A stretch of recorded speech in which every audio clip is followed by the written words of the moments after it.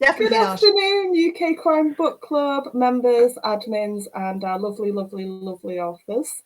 I'm going to let you all introduce yourselves, and this time we'll do a different order. So, shall we go with Louise, then Valerie, then Miranda, because that's the order that I can see you in on my screen. So, Louise, do you want to start and introduce yourself and show off some book covers, please? Will do. Hi, I'm Louise Mangos. I live in Switzerland, so it's not so windy and rainy here. We've actually got sunshine. But I've written 2 psychological thrillers, and my covers are here. Strangers on a Bridge is a true psychological thriller about a stalker, and The Art of Deception is more a domestic noir, but it is a psychological thriller. And I will shortly have a book coming out with Red Dog Press, and that will be called what's it going to be called? Arrangement? No, that's Miranda. Hold on. The Beaten Track. The Beaten Track. Thank you. I had a complete blank there. I don't know why. I had notes in front of me and I read from the wrong post-it note. That was a rookie mistake. Thank you for that, Sam. Valerie. My name is Valerie Kyo. I write crime novels and psychological thrillers. I have 6 psychological thrillers. If I can get them off the box, I've propped them on. My first 2 were, I'll start my glasses, Secrets Between Us and The Housewife. They came out in 2018 or 19, somewhere around then. Then I had The 3 Women, which is probably my favorite of the books I've written. It came at a time when I was thinking of friendship a lot because a friend of mine died. Now, it's not in this book, but because I was thinking about friendship, the idea for this story came up. So it's probably one of my favorites. Then I have Perfect Life, which did really well for me. Deadly Truth. And my latest one was not called The Duck. It's called The Little Lies. It just looks like a duck. And this is my latest one. And I have, my next one is coming out in July, and it's called The Lies He Told. That's coming out at the end of July. And that's it. Fantastic. Miranda. Hello, my name's Miranda Rijks, and I've written 10, I think, psychological thrillers. I've had one that came out just last week called The Influencer. And then I'm not sure I've got these in the right order at all. So then the one before that is The Visitors, and that's the one that's so far proven the most successful. And then we had The Arrangement, You Are Mine. It seems that I like blue covers. Roses are red. The Deserve to Die, and this was my first one, I Want You Gone. And then there are 3 books in the Fatal series, which I have somewhere behind me, but I'll probably knock everything off the shelf behind me if I go and get them. Yeah, that's me. I did that just before you all joined me. There was a massive, you can see it here now, there's a massive line of books behind me, and all of a sudden everything just fell off, so I just grabbed some books quick and sat down. So luckily, I wasn't on camera this time. We've already got people that have joined us. So Joe Singleton, hello all from a windy and wet Kendal in Cumbria. Hi Joe. Only Louise with good weather today. Yeah, me with good weather. Hugo Charles over in Norway was just watching Caroline's panel and saying it's snowing in Norway. Oh, how beautiful. Crazy. Not the right time of year for that, though. And Kaz says, hello all of you, so nice to see you all. And Secrets Between Us is one of my 5-star reads, she said. It's like that. Thank you, Caroline. Nikki Val says, hello everyone. Nikki! Somebody, Facebook user, so tell me who you are, Facebook user. Hello everyone, the weather cancelled my plans, so here I am, hey Val. So is that Sheila by any chance, or Jenny? I'm not sure. We'll have to wait for them to comment again. So, South East London, Nicole Johnston says it's still dry. And Nikki Val says, raining here in Nottingham. Hello, Louise Mangos. Yeah, So there we go. So we've caught up very quickly. So it was quite nice for you to be there with me. First thing I want to ask you all is, how do you know when you sit down to start writing? I'm not going to ask where your ideas come from, because I know that's a very varied question. It's not that simple. But how do you know when the seed of something, when you just know that that's going to be the thing that leads to something bigger? How do you know when you've got the right idea to start with? Let's go to Louise first. Yeah, so I'll go to my debut, which was Strangers on a... and it's set in Switzerland where I live, and the setting is a real place. And a friend and I used to run every week together, 1 or 2 times a week. And one of the routes we took would go underneath this very tall bridge, which is a notorious suicide bridge. And one day we were running, and we both looked up and said, wouldn't it be awful to see somebody up there, not knowing whether they were going to jump or what was going through their minds?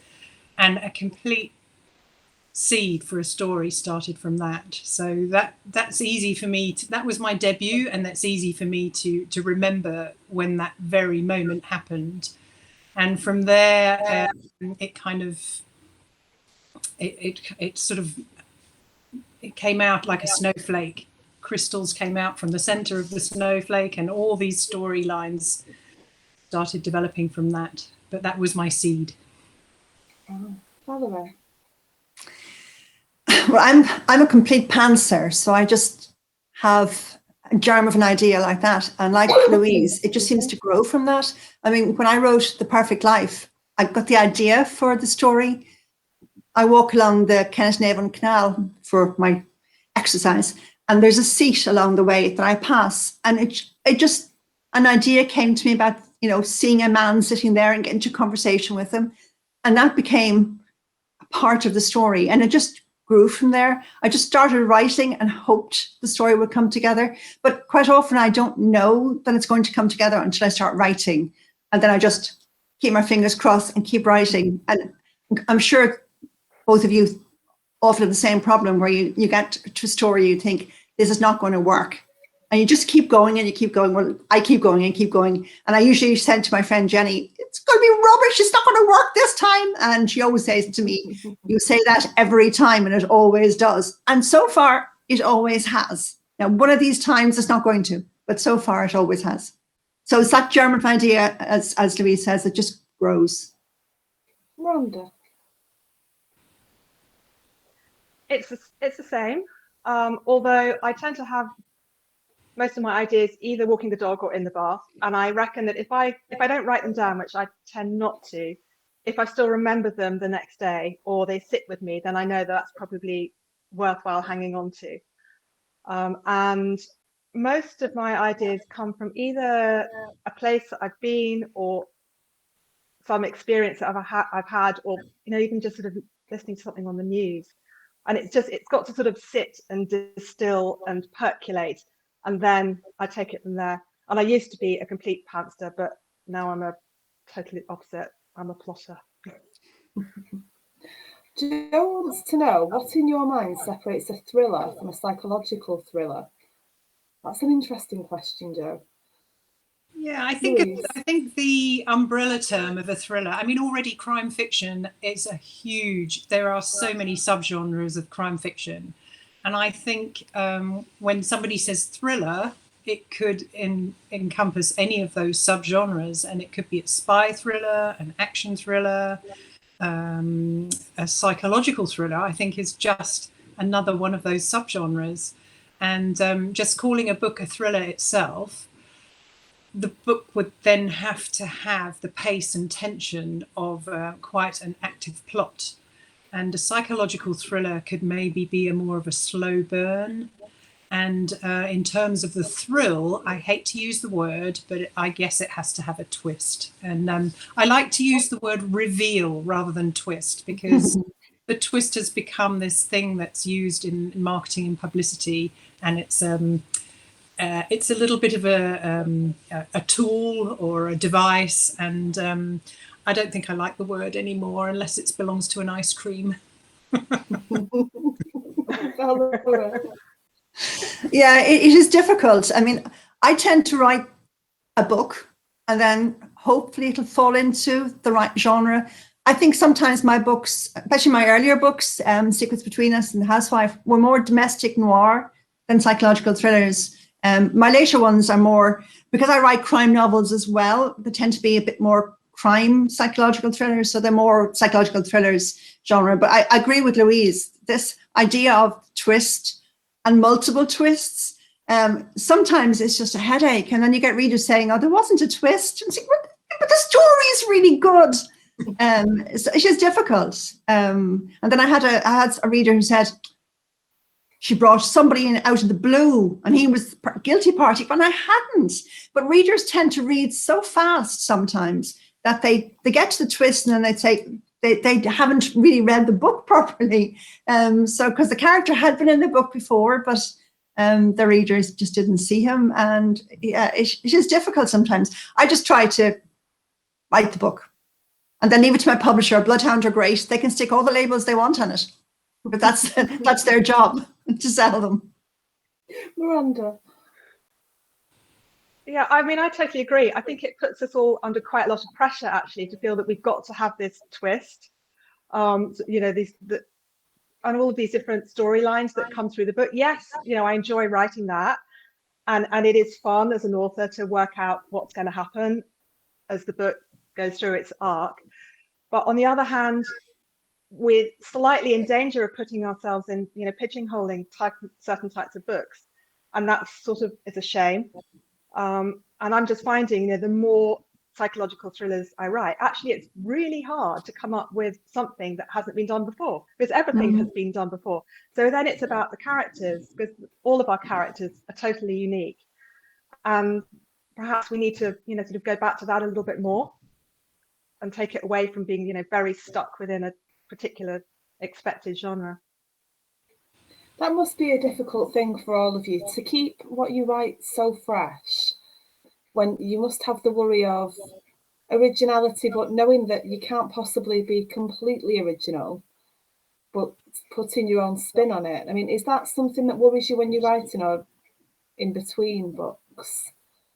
I think Miranda hit it on the head there, because you were talking about characterization, and it's so important to create a brand new character or brand new characters, or state, you know, a whole band of new characters with each book. And sometimes you have to sit back and say, oh, it's this character starting to sound like the character in my first book. For me, I haven't hit that yet, because so far I've actually written 5 books, and 3 of them are either already published or on the way to be published. And so with 5 books, I must have a cast of, say, 50 characters, and 40 of those are minor characters. But you have to be really careful, not to, I think maybe the naming thing is also quite a challenge. If you've written 10 books and you think, oh gosh, have I already got a character with that name? And if somebody is really a fan of your writing, they might think, oh gosh, but this is nothing like the Rebecca in book 1 or whatever. It's yeah, I think the characterization is really important. Valerie. Yeah, it is. It's just hard, and I think sometimes too, because, well, I write quite quickly. Sometimes I'm worried about writing a similar character to the book I've just finished a month or so ago. It is hard to try and keep fresh and keep new ideas, but I think we all have such different styles as well, that even we could be writing the same story, but they'll read completely differently because we write in different ways. So that is the one good thing. We all write completely differently, so the characters will sound different, I hope.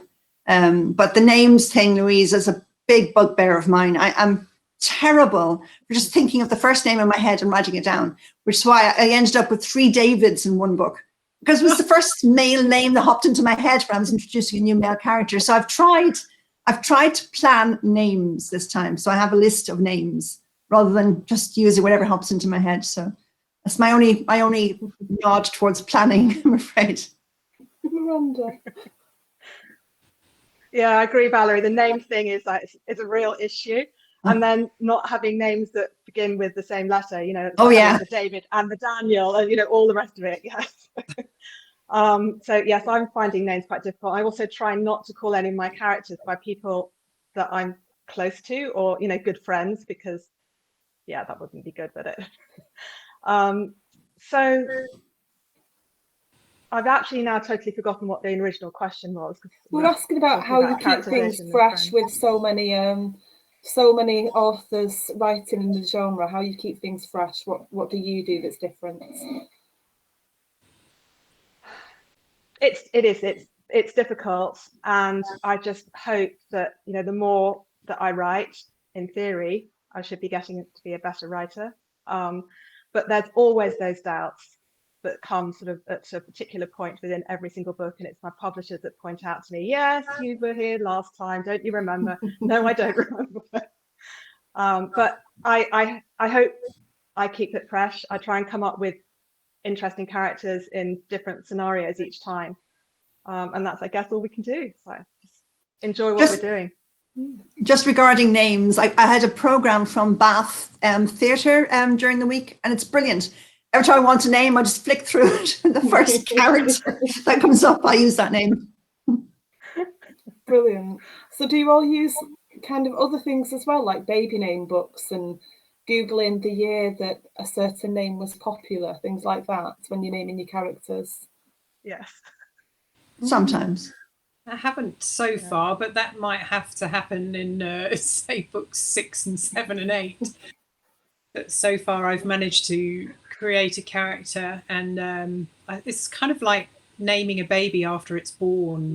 You get to visualize a character in your head, and then decide what would be the most appropriate name for this character. Actually, in my first book, obviously there are Swiss characters in the book, and unfortunately I had a lovely neighbor called Manfred, and he ended up being a real book, and I felt really the bad real Manfred was lovely. I just felt like it suited him. I won't comment on Manfred in the book, but yeah, people need to go and read. Valerie, any thoughts on anywhere else you choose names from? I use the internet sometimes, especially if I have characters from outside the UK. When I wrote my Irish series, Getting Away from Psychological, I had an issue with that, in that readers couldn't pronounce some of the names. And it's something I hadn't thought about, because I had a character called Tig. And to me, that's easy to pronounce, but readers were stumbling at the same as some readers stumble at my surname, which is my mother's maiden name, by the way. But yeah, I do use the internet for names. It's handy. But then it's choosing the right one. And as Miranda said, I had a book once where everyone's surname began with a D. Purely coincidence. But of course, my editor saying, you can't have them all beginning with D. So I had to change them all then. So, and recently I changed a character because I thought her name was too similar to another character. So I ended up with a couple called Tony and Toby.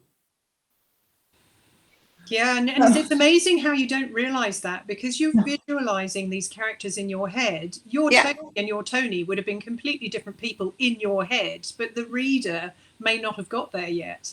I had the same in the first book. I had a Greg and a Gary, and they were complete opposite characters. One was a goodie and one was quite evil. So in a way, I just didn't think about it, because the characters were so different in my head. But then reading it on paper, I realized they're actually very similar names, even though they were pronounced the same. They were spelled, you know, they had the G and the R's, and it just wasn't working. Miranda, character names. So there is a website called Random Name Generator, which, if I'm really failing, I will do a random name generator online. Otherwise, I work in our kitchen, and my husband has got a massive bookshelf full of cookery books. So sometimes I'll just look at a random one there and take a name out of it. And then one book, I ran a competition so that a reader could choose the name. And that was really strange because throughout the whole of the writing of that book, I had a particular name in my head, and then I had to just do a find and paste and replace that name throughout the book with what the reader had chosen. So that was bizarre because it wouldn't have been a name that I would have chosen. But it worked, I think, I hope. That's interesting. I know you probably want to move on from the naming thing, but I will say I've just recently read a book, and I won't name it, but all the minor characters were named after book bloggers, and I knew them all, and it was really hard not to visualize these people, and some of them were quite evil. And I think the author had done it as a favor to her friends, and I just it took me a long time to switch off from visualizing the people in real life. Yeah, that must be quite distracting when you know them all. There were more than, there were about 6 or 7, so it wasn't 1 or 2. A very nice thing for the author to have done, though. Yeah, I thought it was a great idea. It's a shame I knew them all. Kels wants to know, what's the darkest or most challenging research journey you've been on? That's a really good question. Louise?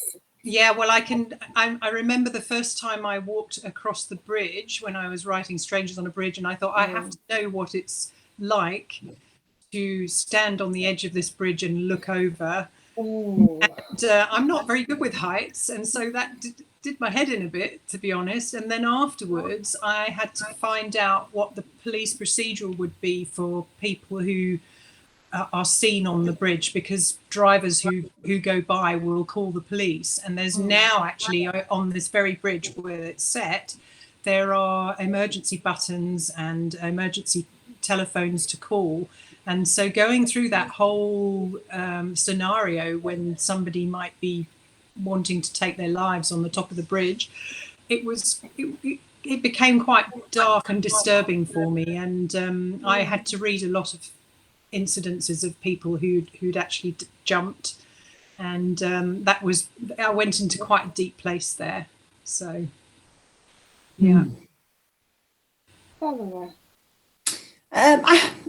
I don't, not nowhere particular in my psychological thrillers. I think recently, because I write crime as well, I had to do my last crime book that came out. There was bodies mummified, so I had to do a whole research in mummification, which is actually fascinating. But because mummification of a head is different to a body, excuse me, I actually ended up having to decapitate the bodies so that the storyline would fit properly, because it's very hard to mummify a head. So, but it worked. It's surprising what you can make work for a story.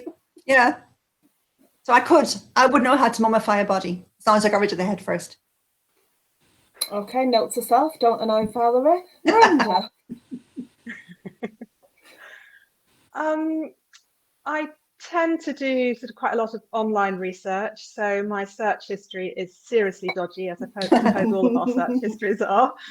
I have an ex-police lady who helps me with questions or things that I'm really not sure about. I guess what's been the darkest? Well, a couple of things. One was on internet dating and fleecing people, which certain individuals have done online, and it's quite distressing reading about these real stories. And then the thing that really sort of got the idea going for the influencer was a woman in Australia who pretended that she had cancer, and she set up this whole following. She had international book deals, you name it. She had apps and what have you.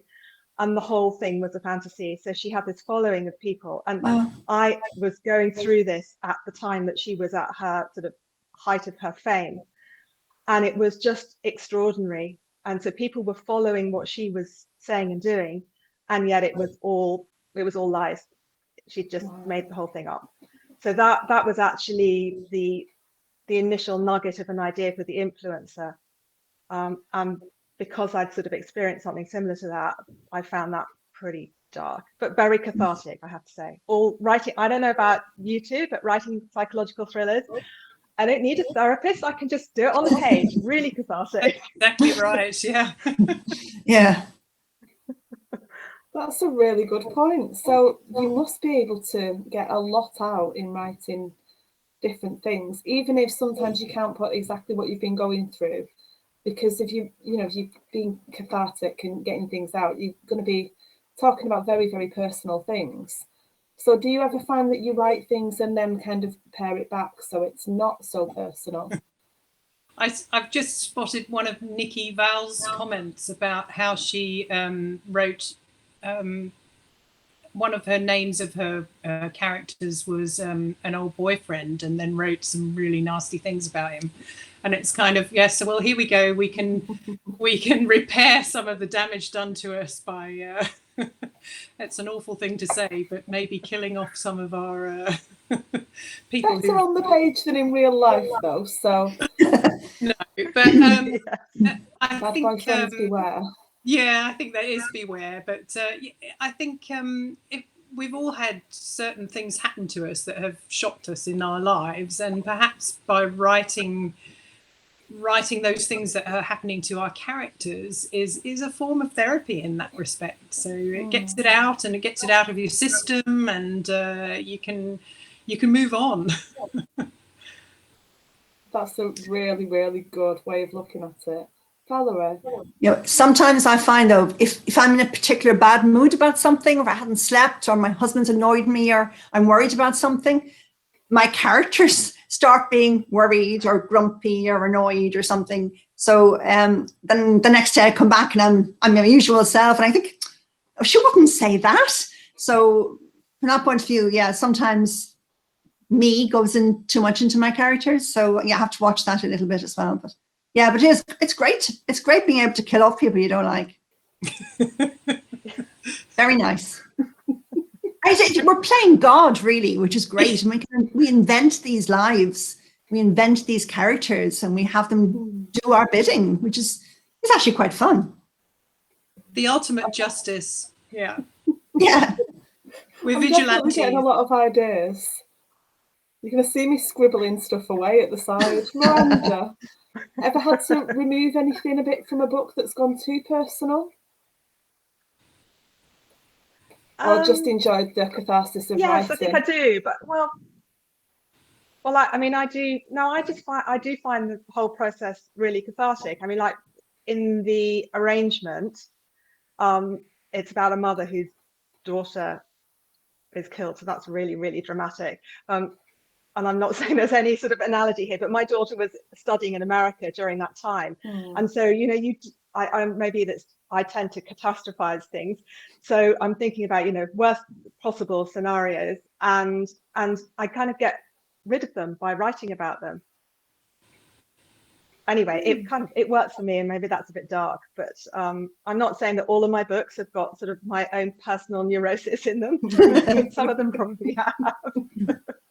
No, but you could also. I hasten to add, my daughter's home. Oh, that's good.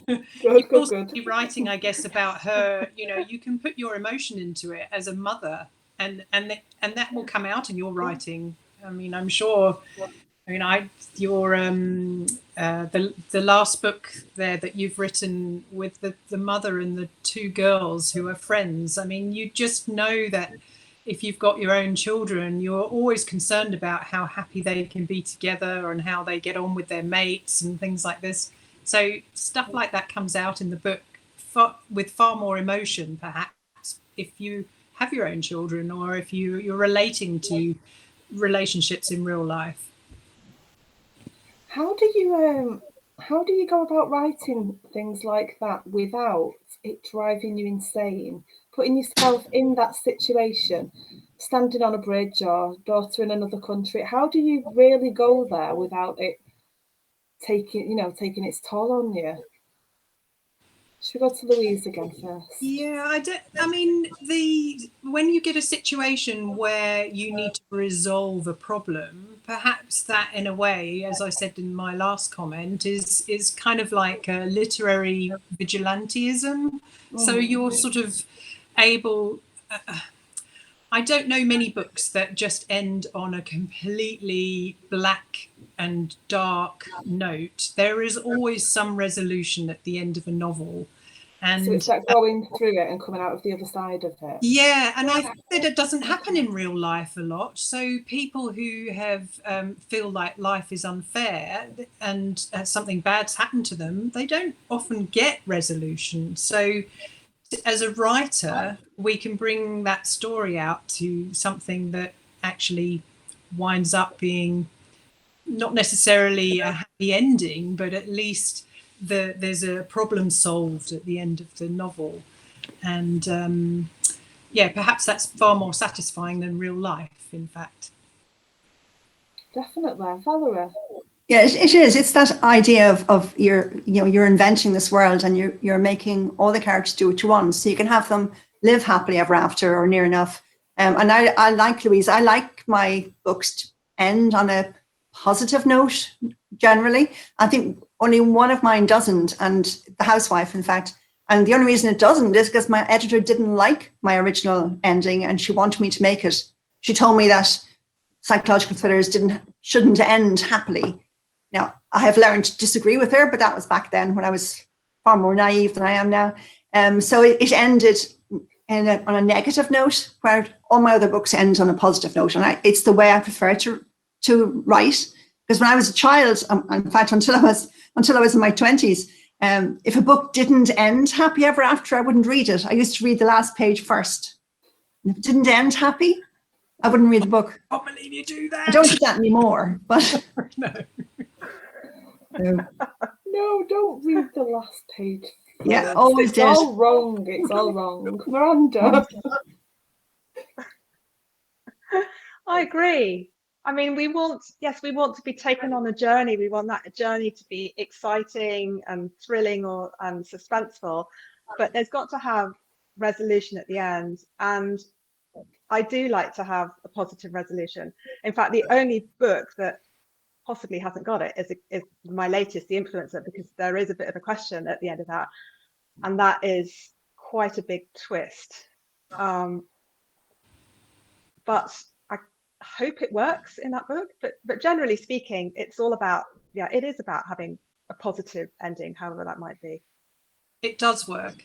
I just finished it, actually. Thank you. I loved it. We've got, I'm not sure who this is. It says Facebook user. Thrillers are suspense and or action packed, but how important do you think it is to give the story and the readers some moments to catch their breath? So varying pace, I imagine. Yes, very important. And I think with psychological thrillers, there's often slow burn moments. So you're working up to something, and that's quite tense. And often it's making the reader nervous. And then there's some kind of action, or not action, but a big scene of some kind, whether it's dialogue or a meeting or a shock or a reveal. And then, yeah, definitely important. The reader has to take a breath afterwards. I mean, the books are generally, all books are generally written with that 3-act structure, the same as a play. So at some point, there's going to be times when you're able to take a breath. Having said that, a lot of action thrillers don't. I don't know if anyone's read Meg Gardiner. She's an American author, and she writes action thrillers, I'd say. And sometimes it's like you just can't take a breath through her books, because it's just scene after scene of complete action. And it's not a bad thing, but you have to want to read that kind of a book. But psychological thrillers allow that, I think, because of that kind of the dark moments of sort of peeking behind the wardrobe door type thing, and then bang, some reveal. Valerie? Yeah, it's hard. I find, again, because I write different types of books. I find crime novels, it's easier because it's more action, more continuous action. I find the psychological thrillers, it's so much more introspection in them. So you've got characters thinking so much, and you have to kind of blend in the thinking with the doing. And it's that combination that sometimes I struggle with. But because I just write, I tend to just hope it works out in the end. But it is the glory of being able to change chapters around when you're finished, so that you can actually get that pace a bit better. So I do a lot of that, cutting and pasting. Miranda. Yeah, too much of it, in fact. I also do the cutting and pasting.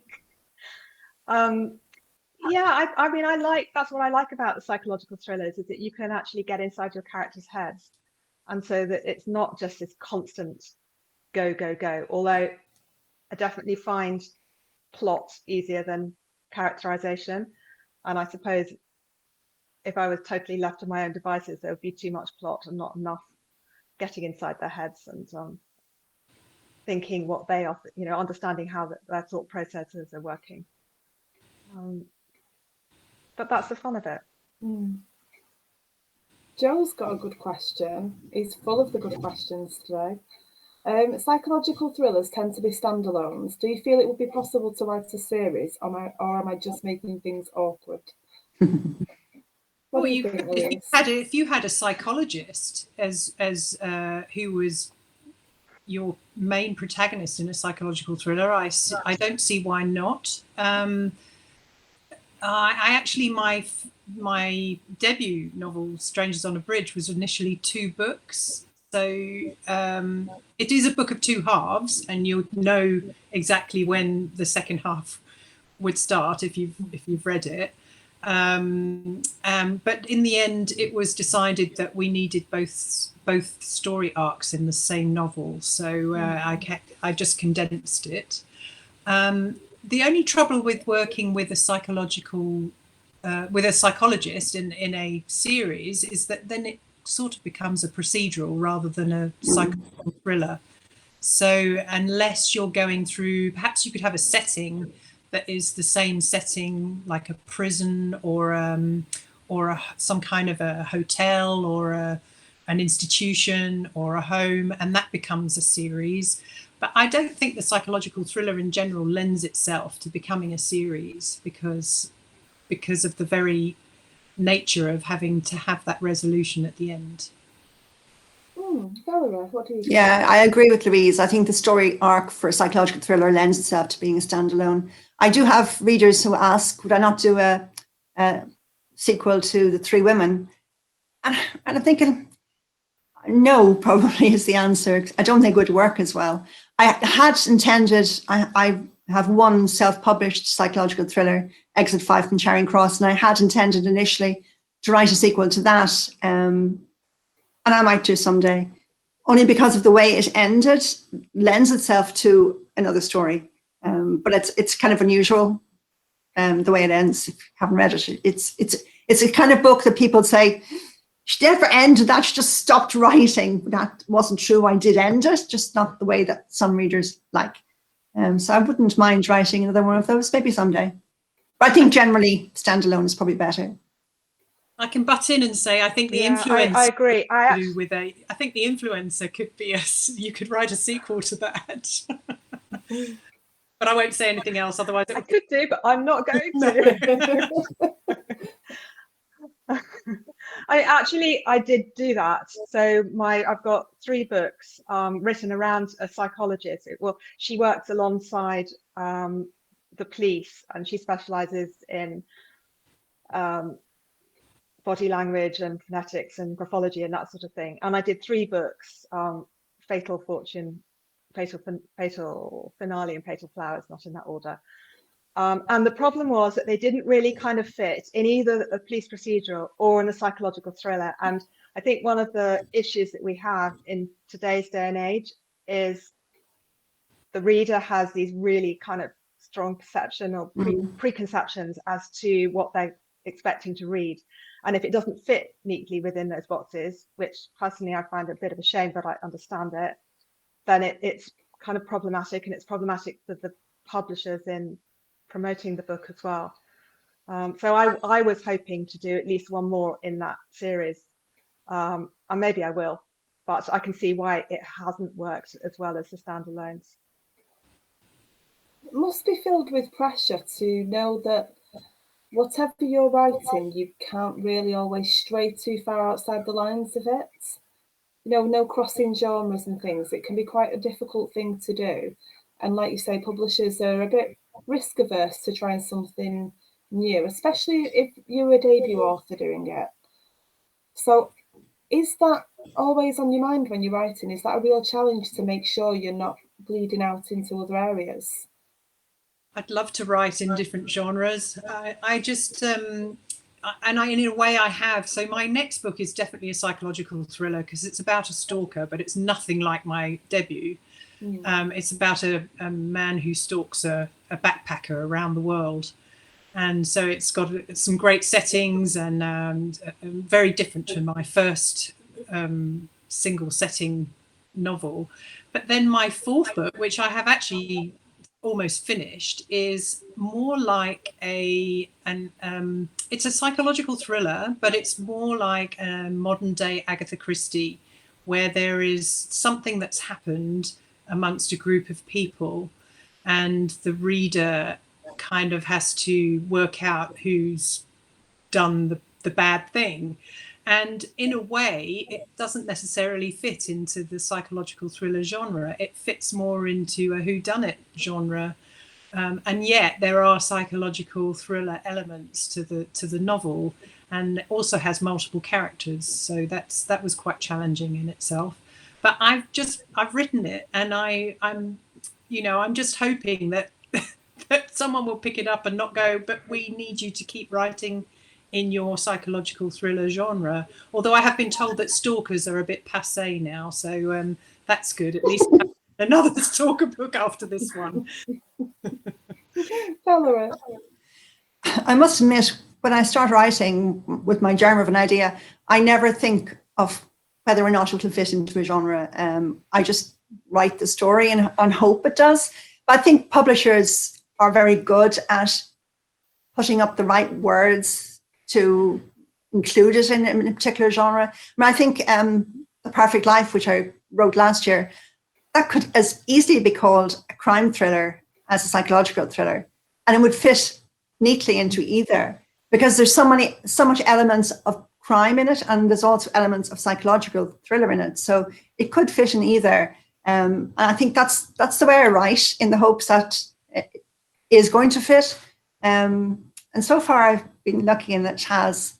My crime series is strictly crime. There's no mental anguish. And I think that's the one thing that differentiates my psychological thrillers from my crime series. There's more mental thinking and thoughts, and more instability in the storyline as well, probably my psychological thrillers. So, but I don't let myself be confined. I just write and hope. Miranda. Yeah, I mean, I agree with both of you. I don't feel any pressure at all. I absolutely love what I'm doing and just feel lucky every single day to be able to write stories for a living. I mean, what better thing could there be to do every day? And yeah, I read so much, and I read so many psychological thrillers that perhaps I'm kind of now automatically sort of writing within those sort of that framework. And as you said, Valerie, the publishers are really good at writing the words to fit around it. So it's fun. I love doing it. Great answers. Nicole Johnston says all the baddies in her books end up being called Richard, and she has no idea why. Dick. I won't say it. TG wants to know, hello T. Hi Sam and everyone. My favourite question. Oh, which of your characters would you like to meet in true life, and which would scare you the most? Wow. Ooh. Oh, well, definitely the one that would scare me the most would be the guy in my latest book, the one that's the stalker, the global stalker. He is not a nice person. And who I would like to meet, gosh, I really don't know. I think I'd like to meet, and it's a book that hasn't been published yet, but I've written a character in my latest book who is, he's Swiss, but the book is set in the UK, and he's a fire starter. He's a pyromaniac, And I kind of, I mean, not that I want him to set fire to me or anything, but I really like to meet him because he's a fascinating character, and yeah, definitely like to meet him. Well, the person I wouldn't like to meet is the husband in The Housewife, who was the epitome of everything wrong in a husband. So I mean, he's the epitome bad guy. So I wouldn't like to meet him because I think I'd probably kill him. The person I'd like to meet is the woman in The Little Lies, because I think her decisions were so brave. I made her so brave because the circumstances of the romance she ended up in and what she had to do to reach a resolution at the end. I think I'd like to meet her. I'd like to ask her I'd what like to she meet her felt, too. actually, Valerie. I have read your book as well, and I think she had an amazing decision to make at the end of the book. Yeah, it was a strange book to write, actually. Imagine. Yeah. Miranda. So I would probably least like to meet Tamara in Deserve to Die, although I have to say that she was fabulous to write about. She is extremely evil and conniving and very clever, and yeah, she'd scare me. And in terms of who I'd most like to meet, well, I'd quite like to meet Nathan, who runs a charity, who's in the Influencer, the last book, because he's done some interesting things, and he's had a lot of loss in his life and difficulties and bringing up his two girls. So yeah, it'd be quite interesting. There was something that made me laugh at the side. I think you might have referenced it before, Louise, that Nikki said she destroyed ex-boyfriend's cars in crash scenes more than once, and it just caught my eye again and made me laugh. I love that.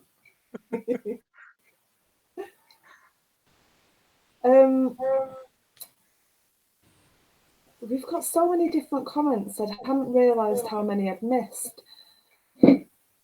Oh, Cass says it's weird that she, going back to characters, she read a book once and it had her and her dad in it, and her dad ended up with a knife held to his throat, but it was still a fab read. I don't know what to do with that, Caroline. There is a character in my second book who he's kind of the baddie, and I did visualize an ex-boyfriend when I was doing the final deed. A bit of real life inspiration that isn't going to get you thrown into prison. That's the good balance. Luckily, he doesn't have the same name. That would be that would be true libel. Alex Hawley wants to know, as a reader of audiobooks, he has the narrators in his head. As writers, how do you structure the voices in your head for psychological thrillers? Louise. Interesting question, because all my books that I write, I visualize. It's like a film playing out in my head. So any dialogue that takes place is happening in my head before it gets to the paper. So it's always a type of film, and that audio is playing in my head. So I do visualize their voices. Usually what happens with an audiobook is there's one actor or one actress who does all the voices. And the one who did my debut, she was brilliant. She did all the accents, and there were Swiss, German, French, all kinds of accents. And the narrator who did my second book also did a pretty good job. She even had Russian and Spanish to contend with, because the book takes place, it's in two timelines, and it takes place in a prison in Switzerland where there are most of the inmates are actually foreigners, drug runners. And so sometimes it's a huge surprise. I mean, an actor or an actress who does these voiceovers, they are trained for this, and I have to listen to it because I always want to know that everything is pronounced properly and that people's names are pronounced properly, and they usually give a long list of words. I have to give a long list of words that in a foreign language that to tell them how to pronounce them. And so I do tend to listen. A lot of authors I know don't listen to their audiobooks, but I do. And I'm always surprised that they've come up with something amazing. Or like in my first book, one of the friends of the runners had the lady who was a runner had she said, a northern twang. I'd mentioned it once, and the actress did a fantastic job of giving this one person a northern twang where everybody else had a fairly generic home counties accent. I always marvel at people who can do accents, because I can barely do my own. Like, there's no way that I could. I just can't. So to do so many, one person, it's astonishing. Valerie? Well, all my psychological books are based in London. I don't know why. I think the first one was, and then I just decided put all them in London, and my crime series are based in Ireland, so it just worked for me. So they all have fairly neutral London accents. The only place I actually stipulated different accents was in The Three Women, just to identify the three women who were in it, because there was one from Somerset, one from Wales, and one from London. So, but they ended up having similar accents, and that's the way the storyline went. So to differentiate them, she had the Somerset girl put on a kind of a husky accent, and she did a very good job. And the Welsh woman had a lilt now and then when she got excited or scared or whatever. But yeah, she did a very good job. But generally, they're just neutral London accents. My characters are all, I don't know why, but they're all fairly well-to-do. So it's that kind of level accents. It's no accents as such, so works. I'm not well-to-do, so that's why my accent works. Miranda, not trying to call anyone from Manchester, just myself. As I used to live near Manchester, and the visitors are set in the Peak District, so yes, we have some nice Mancunian accents going on there. But I just hear them in my head. I mean, it's, as Louise said, I expect we're all the same. It is just like watching or hearing a scene just play out, and so those voices just naturally have their accents. It's not something I particularly think about. I did have in one of my books, the characters went to South Africa, but that was only a relatively short scene, so not particularly that relevant. But it's never, to be honest, it's not something I've particularly given a lot of thought to. But I'm sure if, like, Louise, your books are set where you've got lots of people from different backgrounds and nationalities, then you do have to think about it. Yeah, the latest book I've written has 6 points of view, and they all have an equal. They have equal play in the novel, which was very challenging. And so there is one main protagonist. I've made her first person, so we're in her head a lot. But the other 5, I had to make them very distinctive, and I did have to give them. So one of them is Swiss, so he has a slightly French accent, and I had to give them that give them distinguishing characteristics so that I could imagine them in my head having conversations with each other. And there's one very sweary girl, for example, and she just uses similar expressions all the time, and it means that the reader can then maybe identify with her because she's always effing and blinding. And I don't know, an editor might make me take that out, but we'll see. We've got so many comments and questions left, but we have only got a few minutes left. So I'll go to, okay, so feeding nicely into the end, Kaz wants to know, Valerie, can you show off your lovely cover art you have on the walls yet, she says. These ones behind me here? I assume so, but you've all shown off all of your covers anyway, and I'll get you to give a quick recap at the end. Kaz, you need to clarify what you mean. I'll go back. So this is something we go to quite a lot. The location or locality being like an extra character. How do you all get that so right? It must take so much work to feed something in. Google Maps. Hours on Google Maps. Yeah. I've actually been to all the places I write. So the first book is written where I live now. My second book is written the village where I used to live. Actually, I did. Well, the prison is obviously somewhere different, but I went to visit the prison 3 or 4 times to get that right. And the exciting thing about my global stalking book is that I've been to every one of the places that she backpacked to. So it was kind of drawing on my journals, my travel journals, which was really great. And my 4th book is written in Hitchin in Hertfordshire, which is where I grew up as a child. So it's physical places that are much easier to write about, I think, and they do become characters themselves. Google Maps. Yeah. Miranda? I tend to set my books in places that I know or that I've been to. So the one that was really the closest to home, because it literally was home, was The Visitors, and that's about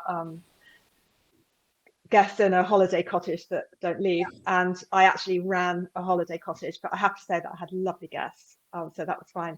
So I know I tend to know all my places, but I have to say that Google Maps for London, because I am in London a bit in the book that I'm currently writing, actually quite a lot, very helpful, yes. I have to ask, do the people that live in the house that things happened in know? Yes, I actually contacted them. Well, I was really in 2 minds whether to do it, because I'd written the book and the book had been published, and I was thinking, well, shall I, shan't I? They're going to feel really bad about it, because someone was murdered literally on their property.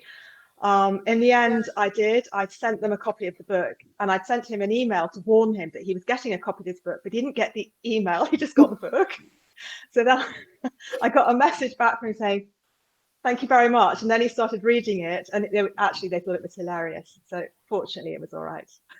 That's a happy note to end on. Do you all want to give us a quick recap? We've just got 2 minutes left. Quick recap of book covers and places to buy and things like that. So, Louise, let's start with you. Okay, here we go. So my debut was Strangers on a Bridge. It's psychological thriller set in Switzerland, and you can get it from HarperCollins or order it from an independent bookshop, or you can go through the Amazon, as you can. And The Art of Deception has a new name in ebook. It's called Her Husband's Secrets, and same again through HarperCollins. My 3rd book is coming out with Red Dog Press. It's called The Beaten Track, and it's a very exciting psychological thriller that takes you all around the world. Nobody's been traveling for the last year, so I recommend that you order it so that you get to travel on paper. And yeah, that's me. Valerie.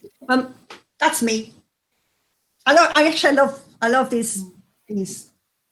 That's the art that Karen was talking about, maybe. This is my latest one, Little Lies, came out in February. Quite challenging read for some people, but I thought it was good. The Perfect Life, probably my best-selling one so far. And my favourite is probably, that isn't. That's my favourite, The Three Women. I thought that was really good. And that's probably as much time as I have. Don't want Miranda to run out. Okay. All right, so this is the one that's just come out, which is fun, and it's very contemporary about social media. This is the one that's closest to my heart because that was at our own old home. This one was also set in Sussex. This one is set in Sussex. This one is set in a posh country house, also in Sussex, imaginary. This one is set partially in Durham, partially in just outside Cape Town in a place called Kalk Bay, which is where my cousin lives. And this one is set in Horsham, which is our local town in Sussex. Thank you so much, everybody. Somebody has just joined. I'm not sure who it is. Says, hi, everyone. Very late, stuck at work. You have come in at the end. However, it will stay in the group and it will be on YouTube later on. So anybody who's catching up, you've not missed anything. Don't worry. I see somebody's on so much. Harrogate as well. So yeah, I'm going to be at Harrogate if anybody's going up there this summer, hopefully. So yeah, thanks so much, Sam, for hosting. Thanks, It's really great. Yes, thank you, Sam. Thank you. Thanks, Sam. Nice talking to you, ladies. And thank you to other members as well for the questions. Yeah. And hopefully we'll all finally meet at Harrogate at some point in the future.